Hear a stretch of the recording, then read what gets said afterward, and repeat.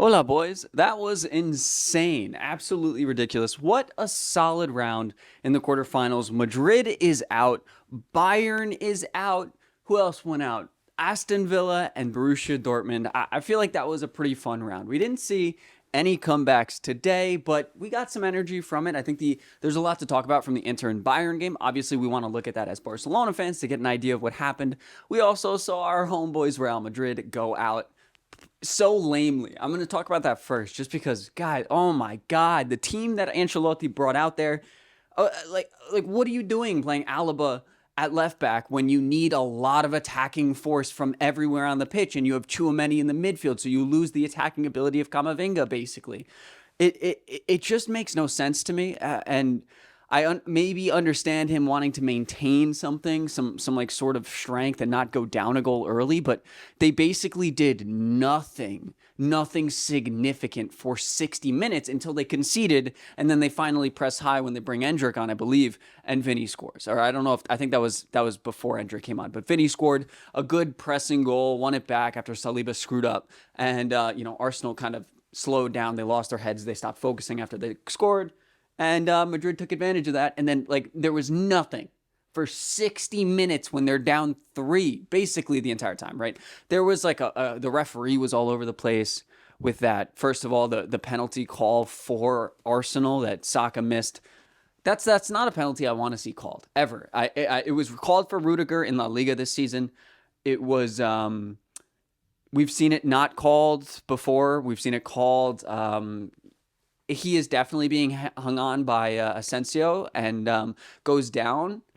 He was never getting the ball, so it shouldn't have been a pen, really, because it went into Courtois' arms. Declan Rice is not going to out-jump Courtois for the ball. I promise you that. So, it just seems a little bit unnecessary, and, but he's definitely wrapped up and he's grappled on. And maybe you could argue that the ref is trying to make a statement to not do that. I don't know. I don't like the call, but it happened, and Saka hit one of the worst pens I've ever, actually terrible. And I'm a Barcelona fan, so I've seen some bad penalties in the past. That was one of them. But they figured it out. I think Arsenal played a really good game. Declan Rice was the best player on the pitch by far. Saka redeemed himself with one of the greatest finishes I've seen. But this Arsenal team looks pretty strong, and I definitely think they can give PSG a game, even though PSG is playing so well. I think Arsenal is much better than Aston Villa is, and I could imagine that Arsenal struggles to score because that's been their difficulty this whole season. But PSG is an open team. They're very attacking. They're very pressing, and guys like Saka and Martinelli. Martinelli looked actually really fast today. These guys can find space in behind, and who knows how well they will finish. But at this rate, I think they have got a game on that side of the bracket, and then on our side, we can get into this. Dortmund, we'll get into our opponents in a second, but first and foremost, it was just lame for Madrid. I just really think they got outplayed the entire time. They look like a shadow of themselves, and I hope Barcelona just absolutely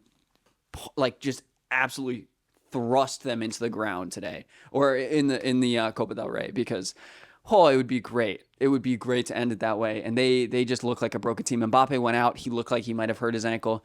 That might be karma, my guy, for nearly breaking somebody's leg and only getting a 1-game ban for it. Wild stuff we got going on in La Liga. But, I just really think that was not the way a team that needs to chase 3 goals plays. And you saw them trying to hype up the fans at one point when it was still 0-0 in the 55th minute. I'm like, guys, do something, right? Give them some real energy. It was a defensive tackle, too, that made him, I think it was Asensio, start pumping up the crowd. I was like, what are you doing? They're acting like they're 0-0 on aggregate. When they're down 3, they need to throw everything forward. That's why starting 3 center backs was wild to me. Alaba hasn't played fullback great in a long time. He's coming back from injury. Fran Garcia, if he's good at anything, it's bursting up the wing. Put him on the pitch. You know what I mean? It's just constant choices that make no sense. I think Ancelotti is done at Real Madrid. This team is a mess, and I don't think it's all on Ancelotti. I think their man management has been really poor. They did not replace Cruz this year, and he was one of the biggest reasons Bellingham was so good, because he was able to pick out all the great runs that Bellingham makes. And this season, you're seeing them having a much more difficult time doing that, especially with Modric as a 97-year-old man on the pitch. He just can't get around the same anymore, even as last year. So it's just it's a few years of poor man management or team building and Galactico building, while combined with injuries that have definitely occurred, unluckily, for the side. And that happens for most teams. Most teams go through that. I think Madrid have gotten lucky to not have to deal with this for a while, like they did last season when they won the Champions League somehow while doing their dark arts thing. But I don't know. It's just a disappointing turn. But let's stop ranting about Madrid. We'll talk about our opponents and see what we can take from this Inter Bayern game. First and foremost, I want to give you guys a little bit of state of the union here.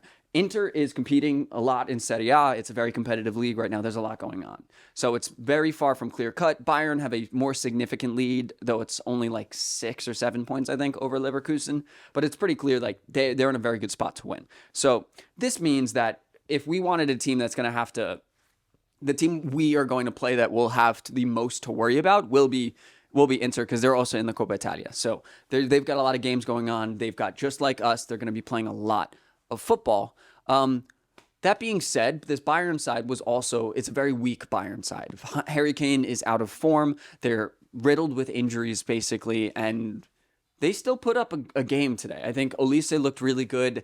It was just one of the worst finishing performances that I've seen in a very long time. Like, they did come out with 2 goals, but they created so many almost chances, and it was just, I don't know. It's like it felt like they didn't want to win that game. I don't know. They looked like they wanted to, but they just couldn't put it together, and that happens to all the teams. Even it happened to Barcelona a ton.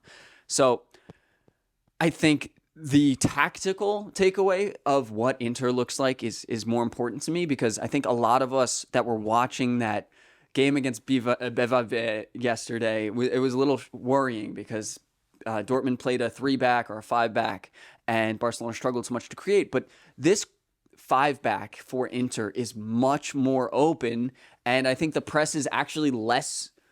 I don't know. It looked less intimidating than Dortmund's did. Plus, we would have Pedri on the pitch. Pedri is so good at breaking through all of that. Now, what I definitely don't want to happen when we play against Inter is to go down a goal ever. Because if they are like the kings of time wasting. It's straight from Diego Simeone's playbook. These guys go down whenever they're breathed on. Barella and Thuram are just on the floor the entire game. You saw Serbi, then Bastoni going down too. These guys love spending time on the floor. I don't know what kink they've got, but they've got something that it's great for them. But that means we don't want to go a goal down, because they know how to control a game, they know how to waste time, and they did it today against Bayern. I just think Bayern didn't have their finishing boots on, but this Inter team is good. Sommer's not the great, but they have really good center backs, a really solid midfield with Calhanoglu and especially Barella.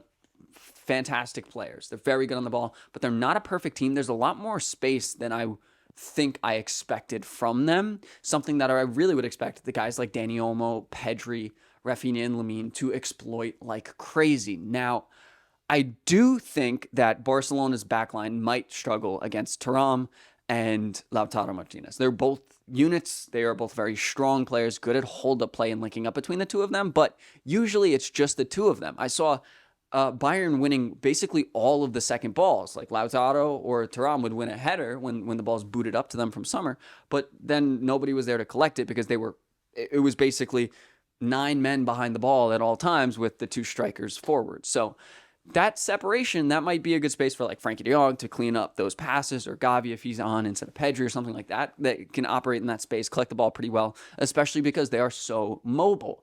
Not necessarily the strongest, and like I said, I would expect Thuram and Lautaro to win a good amount of headers to be strong against Kubarsi and Inigo, who aren't the most, aggressive center backs, but they are also strong in their own right. They're actually, they've done better, I think, against big, tall center backs than I would have expected. That being said, we've also had a lot of trouble against big, tall center backs. Guirassy is a great example of that, though Inigo Martinez wasn't on the pitch, and he's able to maybe compensate for a lack of height with a lot of intensity and just a reading of the game, understanding, and leading that back line in a way that I think will make for a fantastic game. They're a very open team. They may sit back a lot, but then they press everyone forward, including all of their fullbacks. That is going to create chances for them. That's also going to leave a butt ton of space behind them, and they don't look wonderfully secure at the back, or they didn't against a weak Bayern today. So I think that's a promising sign. It's not promising that I think Barcelona is playing a ton of football. And we saw that against Dortmund yesterday, where these guys have played a lot. They are exhausted and they are only going to play more. Thankfully, our next two matches are just random La Liga matches against Celta Vigo and Mallorca.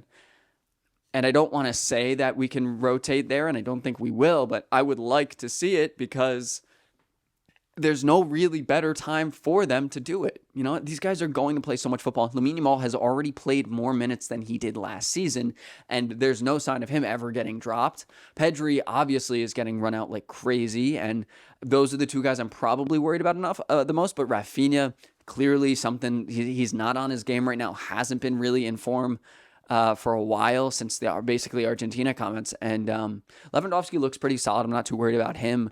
But that's pretty much it. And then having Balde come back healthy. Because I think Balde in that match where they are so open or they're pressing so much forward, having someone who can break through that initial press, or maybe that fullback, whoever it's, I guess on the right side, would that be DeMarco? I don't know if he plays on the right side or it's Cambiaso. One of those guys, whoever's pressing up on the right side, for Balde to break through that player and push forward like we saw Gerard Martin not do wonderfully against Jan Coito yesterday. So having that ability at fullback is so important, and I think it's more important than against Real Madrid in the Clásico for the Copa del Rey. Now, obviously, we still have to play them in La Liga as well, but that is further down the line, and I'm not too worried about that right now. But I would rather us focus on bringing Balde back 100 as healthy as possible for this first leg against Inter than I would be about bringing him back early against Madrid in the Copa del Rey.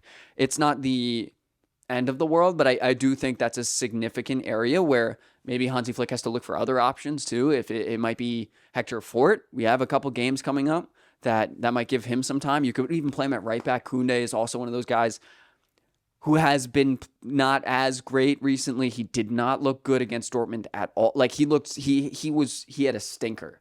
And as we all know, he's played, I think, 103 games in a row. That's insane. Played every single match available to him for club and country since November 2023 I think it was 2023.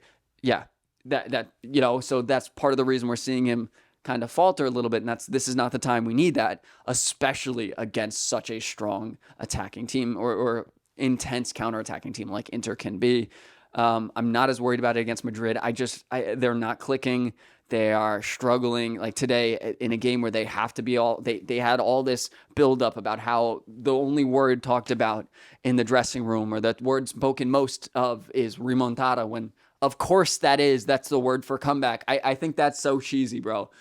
Like, of course, that's what they keep saying, because when you're referring to what they need to do, they always have to say the word remontada, because that literally means comeback. So, like, we got to come back. We got to do this. If we want to come back, we have to do this. Let's come back, boys. Like, yeah, of course, it's the most commonly said word. Like, I don't know, whatever. I just think it's cheesy as hell, but they're not in a good spot right now, so I'm not really too worried about that. And I say La Liga and the Champions League take precedent over that competition. We'll see what happens. We'll see how it runs out. Thankfully, we do have a couple of, I think it's 2 weeks or like 11 days before the Copa del Rey, which is on the 26th, I believe. And then I think a few days before the semifinal, which is hopefully Balde's back. We're in better form. We'll see what happens. I think having Dani Olmo back to 100% could be really promising, and just figuring out how this squad manages the minutes coming up. But overall, I think Inter is going to be a good battle. I don't think we are clear-cut favorites. I think it's going to be a really good, really big dogfight, basically. And on the other side of the bracket, I really think Arsenal can give PSG a hell of a run for their money. I don't think this Arsenal team is fantastic, but I think they are defensively, can be very solid when their heads are in it, like they were before Saliba he was playing so great and just fumbled it. It's really upsetting to me, because he was having a phenomenal game, locking down Mbappe and Vinny the entire time. They looked terrible. And Rodrigo, bro, just all ghosting. And it's unfortunate that they ended up conceding, but it didn't really matter in the end for the end result. I'm sure Arteta's not happy about it, but they're a defensively solid team. They just are going to have to figure out how to score. But PSG is an open team. They're going to press high. They're going to run. And you can definitely create against them. Aston Villa scored 3 yesterday, so I think I wouldn't be too surprised if they're able to figure something out and make it a game. I don't think PSG is going to blow them out. We'll see. We'll see. But I'm just excited to watch more football, as you guys should be too. And I think we've got a really, really good look at what's going to happen moving forward. But thank you guys for watching. Thanks for listening to this little ramble. And if you guys want to, I have a bunch of vlogs from my Barcelona trip that I think you guys should check out. So I'll link them here, and I'll see you guys in the next one. Peace.